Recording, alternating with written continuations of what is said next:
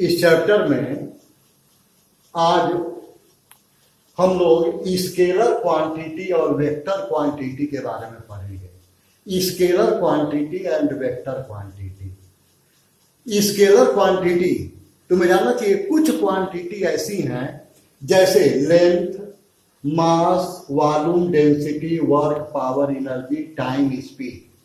ये सब क्वांटिटी ऐसी हैं कि इनको कंप्लीटली एक्सप्रेस करने के लिए केवल इसमें मैग्नीट्यूड की नेसेसिटी होती है। यह जो तुम क्वांटिटी देख रहे हो, length, mass, volume, density, etc, इन तमाम क्वांटिटीज को कंप्लीटली एक्सप्रेस करने के लिए केवल मैग्नीट्यूड की नेसेसिटी होती है।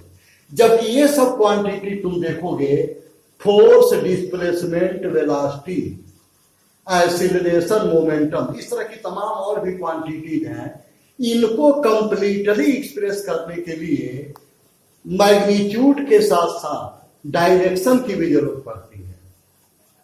मैग्नीट्यूड के साथ केवल मैग्नीट्यूड है तो स्केलर क्वांटिटी, और मैग्नीट्यूड के साथ अगर डायरेक्शन भी है तो वह उसे कहेंगे vector quantity. The quantities which are expressed by magnitude only, the quantity to express which only magnitude is necessary is called scalar quantity, and the quantities to which to express which direction as well as magnitude with the direction is necessary, those quantities are called vector quantity. Example तुम देख रहे हो, length, मास। अब इनको समझने के लिए जरा गौर करना। हम यह बता रहे हैं कि अगर ओनली मैग्नीट्यूड, अगर केवल मैग्नीट्यूड, ओनली मैग्नीट्यूड नेसेसरी हो, अगर किसी क्वांटिटी को एक्सप्रेस करने के लिए केवल मैग्नीट्यूड नेसेसरी हो, तो ऐसी क्वांटिटी स्केलर क्वांटिटी कहलाएगी। और मैग्नीट्यूड के साथ साथ magnitude as well as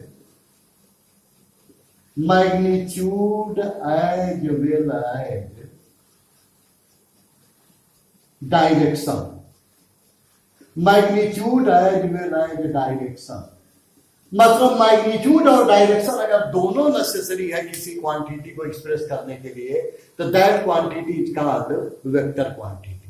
vector quantity. अब यह केवल मैग्नीट्यूड और मैग्नीट्यूड के साथ डायरेक्शन का क्या मीनिंग है। सपोज करो, जैसे आजकल देखो सोशल डिस्टेंसिंग वर्ड बार बार सुन रहे हो कि इस कोरोना से बचने के लिए सभी लोग एक दूसरे से कम 1 मीटर और 5 और 6 फुट एक दूसरे के बीच डिस्टेंस रखें।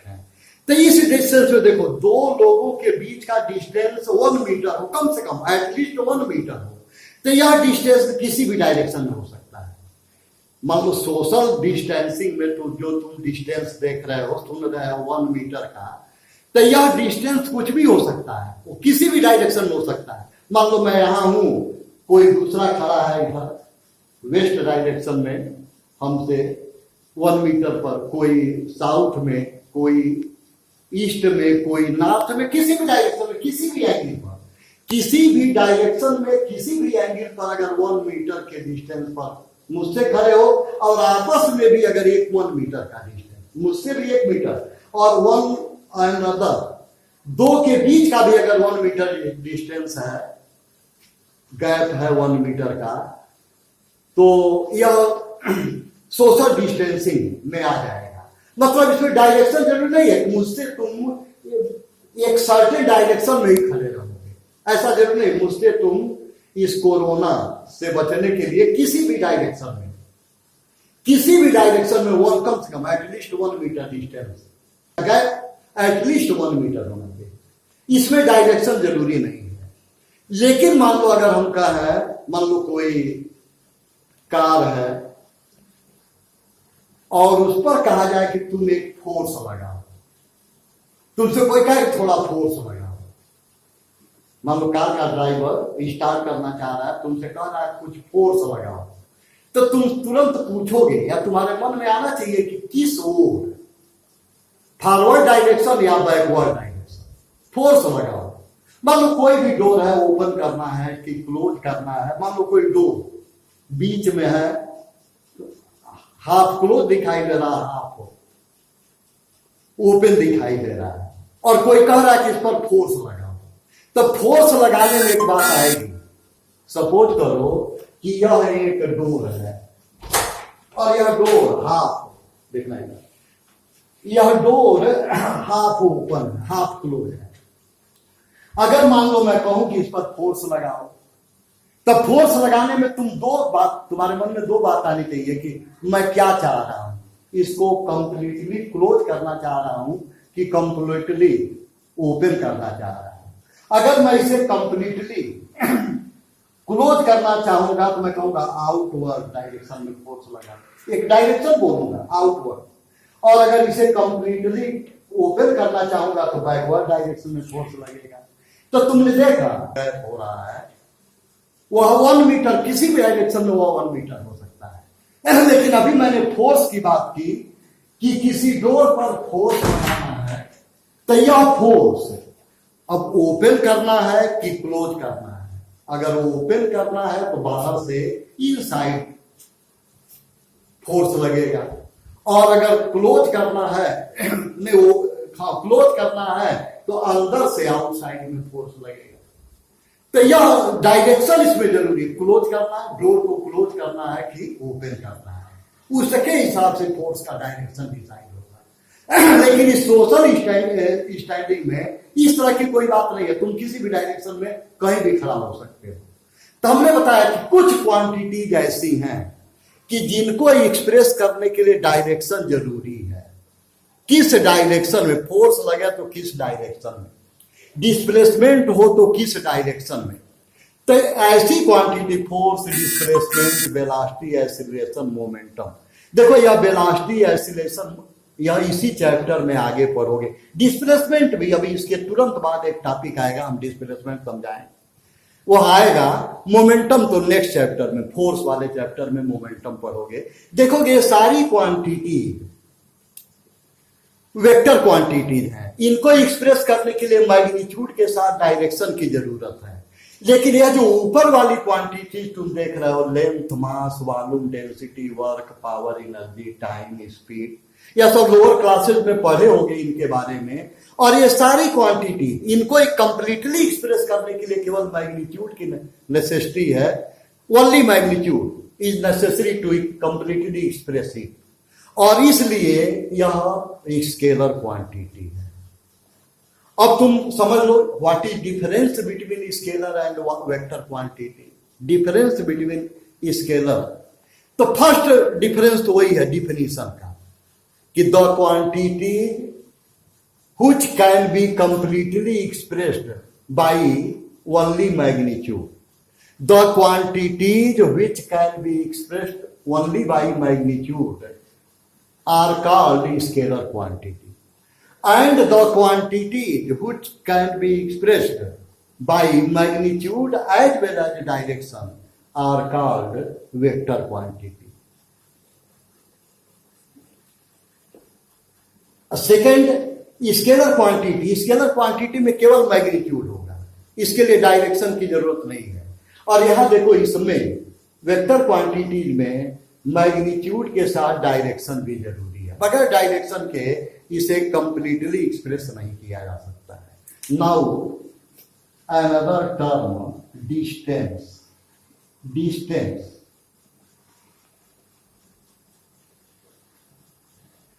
और डिस्टेंस के साथ ही साथ एक और वर्ड पढ़ोगे, डिस्प्लेसमेंट। आ रहा है सब समझिए, displacement. Distance and displacement. Suppose करो you have to go from A to B. You have to go from A to B. There are so many path for B. Suppose करो there are 3 paths। 1, this is first path is this, second path is this,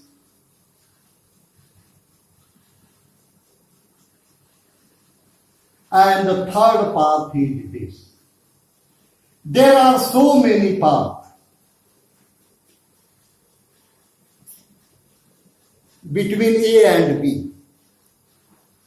अब ए से B तक जाने के लिए तुम जो path actually travel करोगे, ए से बी तक जाने में, मान लिया तुमने यह पाथ लिया, यह पाथ या यह पाथ लिया या यह पाथ लिया। There are 3 paths, 1, 2, 3। There are 3 paths for A to B. A से बी के लिए 3 पाथ है। तो जिस पाथ से तुम जाओगे उस पाथ का जो लेंथ है, total length of path covered by an object from first place to another place, total length, actual length of path, actual length of path. तो जो पाथ हम वास्तव में ट्रेवल करेंगे, एक वन प्लेस से दूसरे प्लेस तक जाने में जो पाथ हम एक्चुअली ट्रेवल करते हैं, उस पाथ का जो लेंथ है वही डिस्टेंस कहलाता है। लेकिन जरा गौर करोगे, एक पॉइंट से दूसरे पॉइंट तक किसी भी पाथ से जाओ, लेकिन दोनों पॉइंट के बीच का जो एक्चुअल डिस्टेंस है, दोनों पॉइंट के बीच का जो शार्टेस्ट डिस्टेंस है, शार्टेस्ट एक्चुअल नहीं, शार्टेस्ट डिस्टेंस है, that is called displacement. And distance is length of actual path travelled by object. Distance of actual path between 2 points, एक पॉइंट से दूसरे पॉइंट तक जाने में जो एक्चुअल पाथ कवर किया जाता है, जो एक्चुअल पाथ अपनाया जाता है, उस पाथ का जो लेंथ है दैट इज कॉल्ड डिस्टेंस। और कोई भी पाथ अपनाया जाए, 1 पॉइंट से दूसरे पॉइंट तक जाने में कोई भी पाथ अपनाओ, इसका जो एक्चुअल नहीं, जो शार्टेस्ट डिस्टेंस है दोनों के बीच का, यानी दोनों पॉइंट को मिलाने वाला जो लाइन सेगमेंट है, लाइन सेगमेंट, शार्टेस्ट जो लेंथ है, दैट इज कॉल्ड डिस्प्लेसमेंट। तो देखो यहां ए से बी तक जाने में मान लो फर्स्ट पाथ है या सेकेंड पाथ है और यह थर्ड पाथ है, क्या तीनों पाथ का डिस्टेंस सेम नहीं होगा?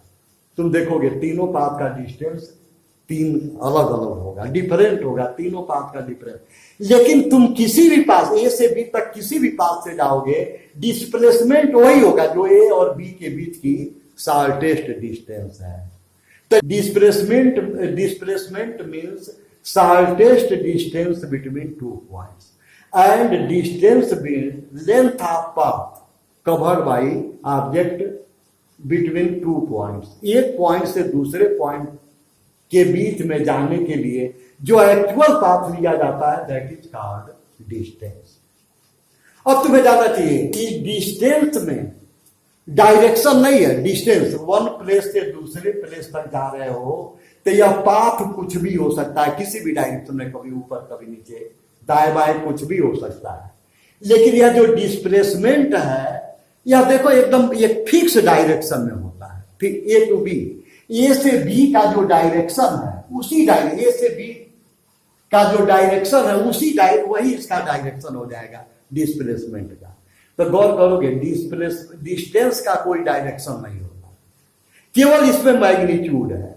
और डिस्प्लेसमेंट में डायरेक्शन भी होता है, एक प्लेस से दूसरे प्लेस तक जाने में जो पहले से दूसरे पॉइंट को या पहले प्लेस से दूसरे प्लेस को मिलाने वाली जो लाइन है वही डायरेक्शन डिस्प्लेसमेंट का डायरेक्शन हो जाता है।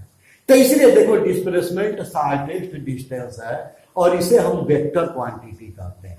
vector quantity. Distance displacement is a vector quantity, but distance is a scalar quantity because distance has no direction, but displacement has a magnitude as well as direction.